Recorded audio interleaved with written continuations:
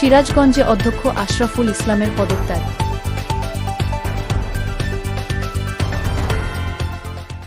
সিরাজগঞ্জে অধ্যক্ষ আশরাফুল ইসলামের পদত্যাগের দাবিতে বিক্ষোভ করেছে শিক্ষার্থীরা।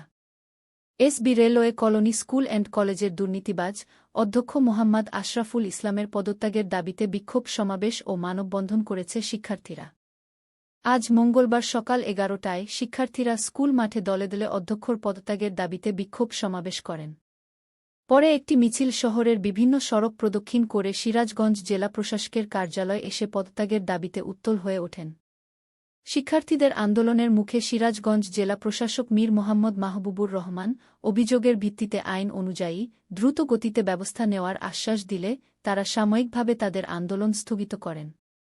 উল্লেখ্য, SB railway colony school and কলেজের অধ্যক্ষ আশরাফুল ইসলামের বিরুদ্ধে নানা অনিয়ম, ইংরেজি শিক্ষক আরিফুল ইসলামকে মিথ্যা অপবাদ দিয়ে মামলা ও হয়রানি, স্কেল অনুযায়ী অধ্যক্ষ বেশি বেতন উত্তোলন ও সহকারী শিক্ষকদের কম বেতন প্রদান, নিয়োগ বাণিজ্য, নিজ বোনকে চাকরি প্রদান, শিক্ষকদের সাথে অসৎ আচরণ, ছাত্রীদের সাথে শ্লীলতাহানির অভিযোগ করেন শিক্ষক ও শিক্ষার্থীরা।